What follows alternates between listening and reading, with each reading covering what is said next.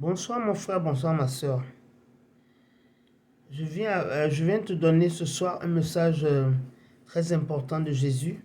Il m'a dit de te dire que quand tu marches avec lui, quand tu marches avec le Christ, tu es seul. Parce que tu n'es pas quelqu'un que les gens aiment. Le monde n'aime pas l'enfant de Dieu. Le monde n'a pas aimé le Christ, ils l'ont rejeté et tu seras rejeté. Tu ne seras pas populaire si tu es un vrai chrétien. Parce que ce monde-là, ce n'est pas un monde qui aime les choses de Dieu. C'est un monde satanique. Et le roi de ce monde, c'est vraiment le diable. Dieu est le maître de ce monde, de l'univers. Mais celui qui est le roi de ce monde, c'est Satan. C'est pour ça que quand Jésus devait commencer son ministère, il est parti dans le désert pour jeûner pour 40 jours. Satan est venu là-bas le tenter. Comme il a su que Jésus avait faim, il lui a dit, d'abord, il dit, mais tu peux tourner ces cailloux en pain et manger, tu es un homme qui est puissant. Et Jésus lui a dit, non, l'homme ne vivra pas seulement que de pain, mais de toutes les paroles qui viennent de la bouche de Dieu. Satan s'est sauvé. Après, il est revenu. Il lui a demandé aussi de venir avec lui. Il l'a amené en haut de la montagne. Il lui a montré tout le royaume du monde. Il dit, voilà, si tu me suis, je vais te donner tous les royaumes du monde. Ils m'appartiennent. Et ça, c'est la vérité. Comment quelqu'un peut te donner quelque chose qui ne lui appartient pas? Satan lui-même sait que le monde lui appartient. Donc si le monde ne vous aime pas, si les gens te critiquent, les gens pensent mal de toi, ne sois pas triste, réjouis-toi. C'est un bon signe. Ça veut dire que tu es avec Dieu. On va te traiter même de fou. Réjouis-toi. Parce que le monde n'aime pas vraiment le serviteur de Dieu, n'aime pas l'enfant de Dieu. Le monde aime les gens sataniques. Le monde est méchant.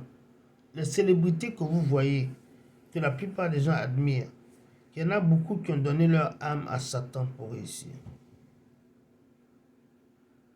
Beaucoup ont donné leur âme au diable.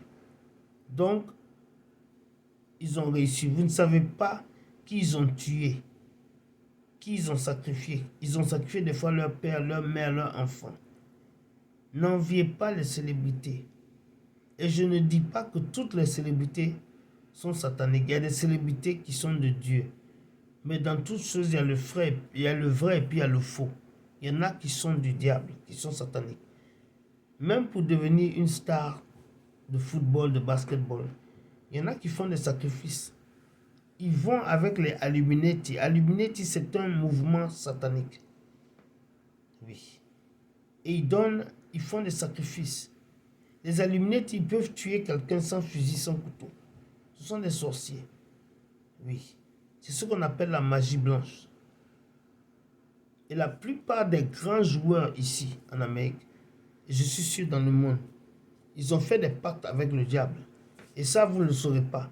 Les gens ne réussissent pas seulement parce qu'ils ont du talent, parce qu'ils sont forts. Il y a beaucoup de gens qui ont du talent, mais il y a beaucoup qui réussissent aussi parce qu'ils font des sacrifices.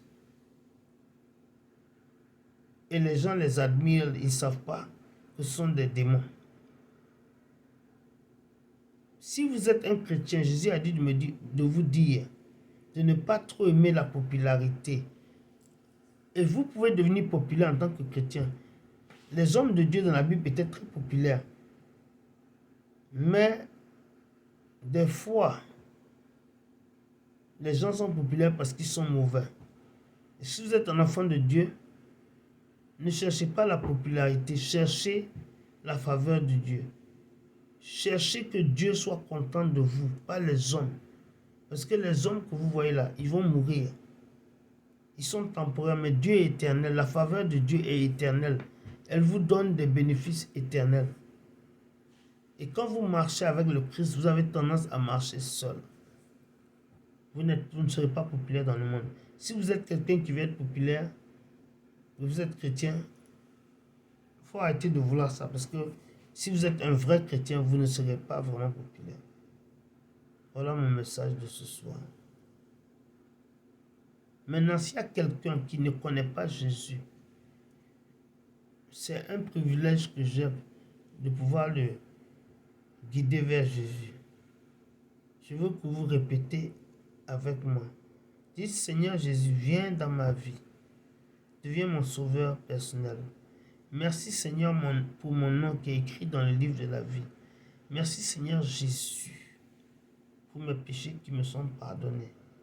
Et merci surtout pour le pouvoir que tu me donnes d'être saint et de faire ta volonté. Car je sais que rien d'impur ne rentrera dans les portes du paradis. Merci Seigneur Jésus pour tout ce que tu vas faire désormais pour moi et à travers moi. Parce que j'ai prié et que j'ai cru au nom de Jésus-Christ.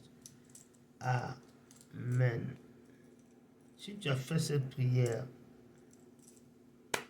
j'applaudis pour toi.